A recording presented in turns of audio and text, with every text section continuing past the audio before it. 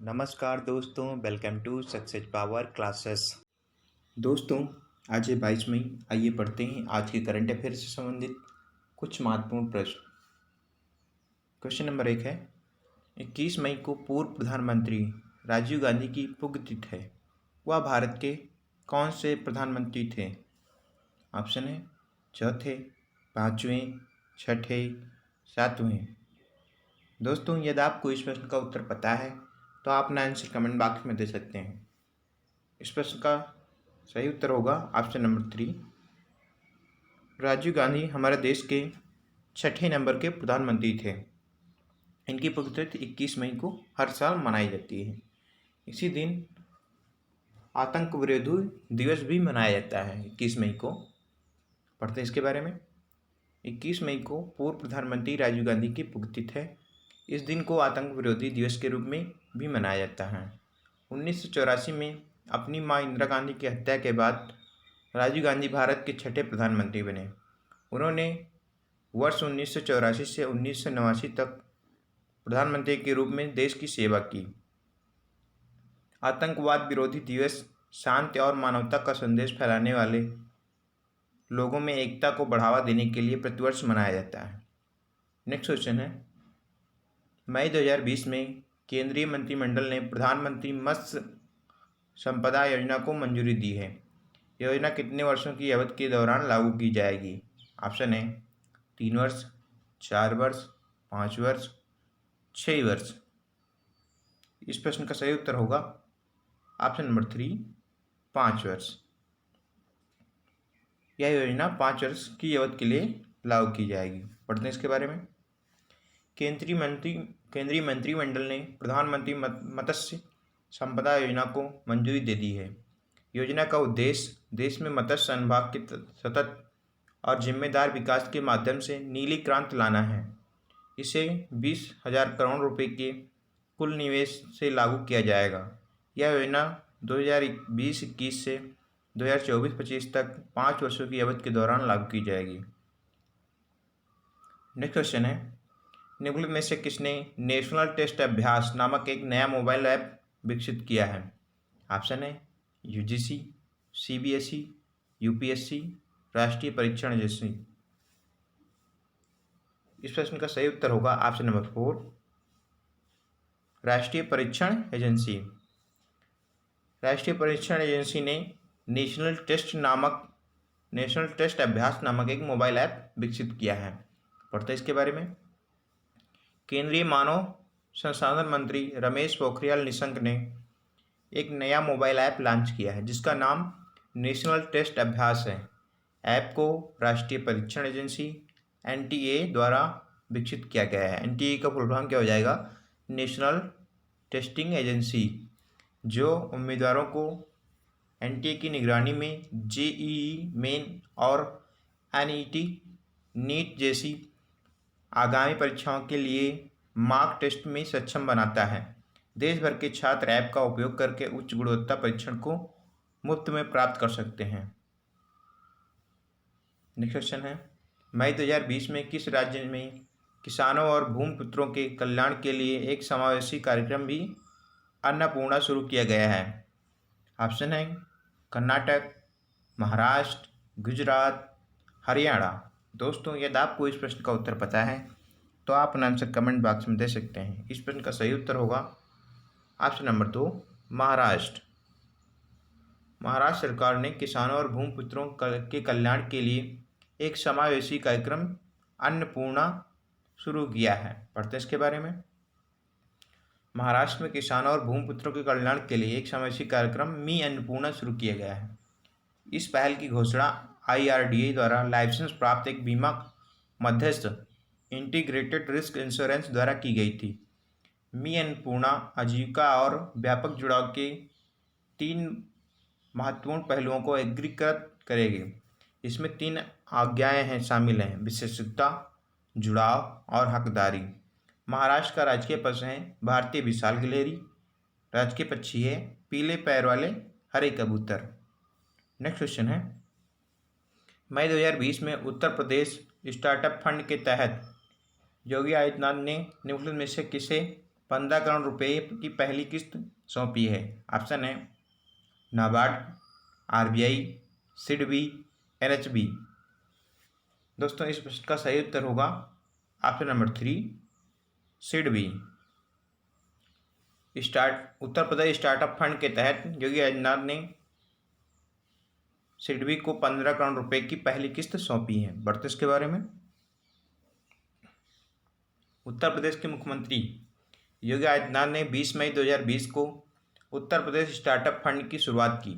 उन्होंने भारतीय लघु उद्योग विकास बैंक सिडबी को 15 करोड़ रुपए की पहली किस्त सौंपी है।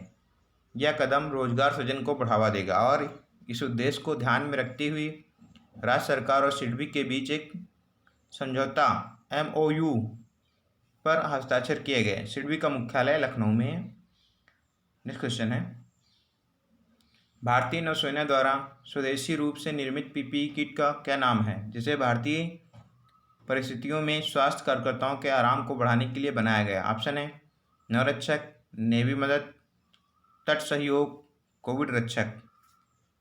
इस प्रश्न का सही उत्तर होगा ऑप्शन नंबर 1, नौरक्षक। पढ़ते हैं इसके बारे में। भारतीय नौसेना द्वारा स्वदेशी रूप से निर्मित PPE किट नौरक्षक भारतीय परिस्थितियों में स्वास्थ्य कार्यकर्ताओं को आराम बढ़ाने के लिए बनाया गया है। नवरक्षक, जिसका अर्थ है उपन्यास रक्षक, के 2 विशिष्ट कारक हैं, इष्टतम सुरक्षा और इष्टतम श्वसन। इसमें एक अभिनव सांस लेने योग्य कपड़े की सामग्री है। नेक्स्ट क्वेश्चन है, मई 2020 में किसने इंडियन स्टील एसोसिएशन ISA के पद का अध्यक्ष का पदभार संभाला है? ऑप्शन है अनिल कुमार चौधरी, दिलीप ओमन, TB नरेंद्रन, नलिन सिंघल। दोस्तों इस प्रश्न का सही उत्तर होगा ऑप्शन नंबर 2, दिलीप ओमन। दिलीप ओमन ने इंडियन स्टील एसोसिएशन के अध्यक्ष के रूप में पदभार संभाला है। पढ़ते हैं इसके बारे में। Arcelor Mittal Nippon steel India AMNS India के CEO दिलीप ओमन ने Indian steel association ISA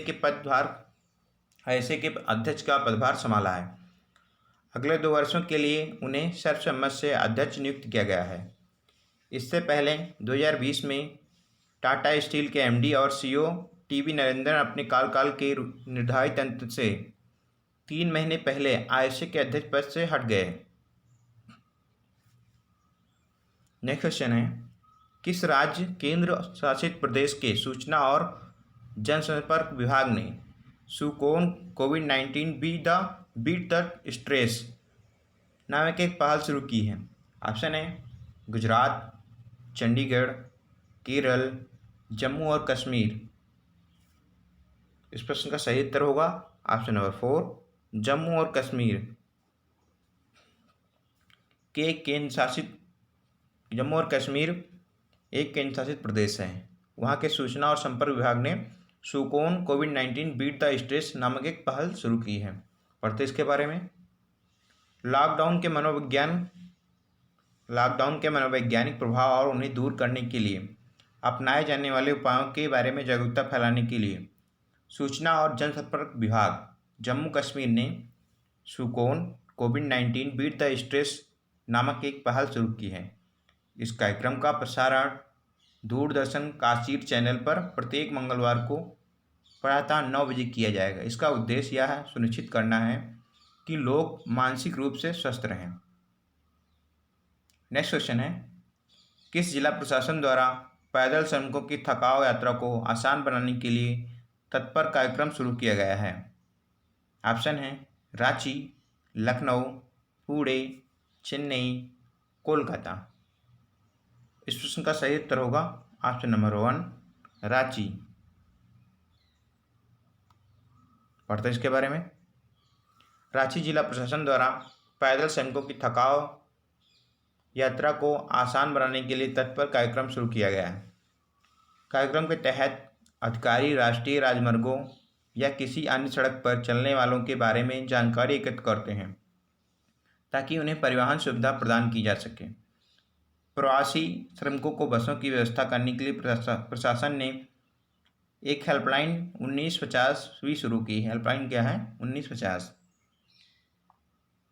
next question है, मई 2020 में रक्षा मंत्रालय ने मेक इन इंडिया को बढ़ावा देने के लिए केवल स्थानीय आपूर्तिकर्ताओं से कितनी रक्षा वस्तुओं की खरीद को मंजूरी दी है? ऑप्शन है 20, 24, 20, 22, 24, 26।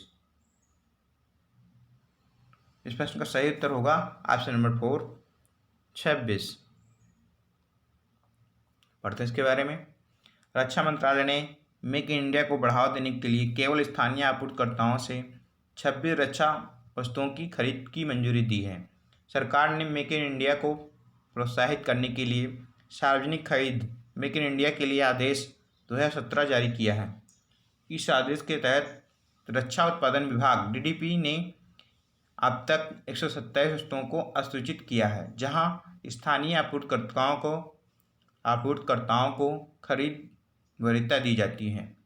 नेक्स्ट क्वेश्चन है, डॉक्टर हर्षवर्धन ने 20 मई 2020 को वीडियो कॉन्फ्रेंसिंग के माध्यम से गुटनिरपेक्ष आंदोलन NAM नाम स्वास्थ्य मंत्रियों की बैठक में भाग लिया।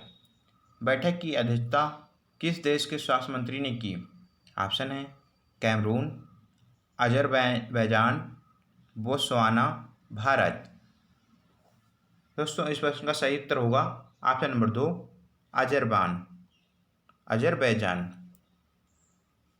अजरबैजान के स्वास्थ्य मंत्री ने इस गुटनिरपेक्ष आंदोलन की अध्यक्षता की। पढ़ते हैं इसके बारे में।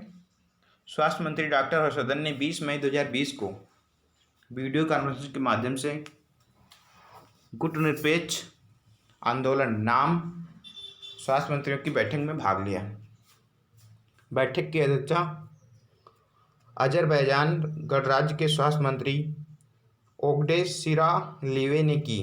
भाग लेने वाले नाम देशों के स्वास्थ्य मंत्रियों ने उचित तैयारी के साथ कोविड-19 के खिलाफ लड़ने का संकल्प लिया। अजरबैजान की राजधानी है बाकू, वहाँ की मुद्रा है अजरबैजान मैनाट।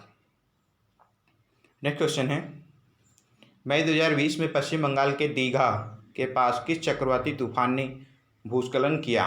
ऑप्शन है हुडहुड, अम्फान, हेलेन, तितली। दोस्तों यदि आपको इस प्रश्न का उत्तर पता है तो आप आंसर कमेंट बॉक्स में दे सकते हैं। इस प्रश्न का सही उत्तर होगा ऑप्शन नंबर 2, अम्फान। अम्फान चक्रवाती तूफान ने पश्चिम बंगाल के दीघा के पास भूस्खलन किया है। पढ़ते हैं इसके बारे में। 20 मई 2020 को पश्चिम बंगाल के दीघा के पास चक्रवाती तूफान अम्फान पहुंचा। इसके प्रभाव में कोलकाता सहित राज्य के 7 तटीय जिलों में तेज हवा के साथ भारी बारिश हो रही है। प्रारंभिक जानकारी के अनुसार बारिश से संबंधित घटनाओं में अब तक 4 व्यक्तियों की मौत हो गई है। पढ़ते हैं नेक्स्ट क्वेश्चन। मई 2020 में प्रधानमंत्री वय वंदना योजना PMVY पेंशन योजना को किस वर्ष तक बढ़ाया गया है? ऑप्शन है 2021, 2022, 2023, 2024। इस प्रश्न का सही उत्तर होगा ऑप्शन नंबर 3, 2023। प्रधानमंत्री वय वंदना योजना PMVY पेंशन योजना को 2023 तक बढ़ा दिया गया है। पढ़ते इसके बारे में। वरिष्ठ नागरिकों के लिए प्रधानमंत्री वय वंदना योजना PMVY पेंशन योजना को 31 मार्च 2023 तक बढ़ा दिया गया है। यह 31 मार्च 2020 तक थी। भारतीय जीवन बीमा LIC द्वारा दी गई यह योजना 10 वर्षों के लिए एक निर्धारित दर पर पेंशन का गारंटीकृत भुगतान करती है। यह नामांकित व्यक्ति को खरीद मूल्य की वापसी के रूप में मृत्यु लाभ भी प्रदान करती है। नेक्स्ट क्वेश्चन है, इमरजेंसी क्रेडिट लाइन गारंटी योजना के तहत MSMES को बैंकों में से कितने प्रतिशत तक की ब्याज दरों पर आपातकालीन ऋण की गारंटी मिलेगी? ऑप्शन है 7.25, 8.50, 9.25। दोस्तों, इस प्रश्न का सही उत्तर होगा ऑप्शन नंबर 4, 9.25। पढ़ते इसके बारे में।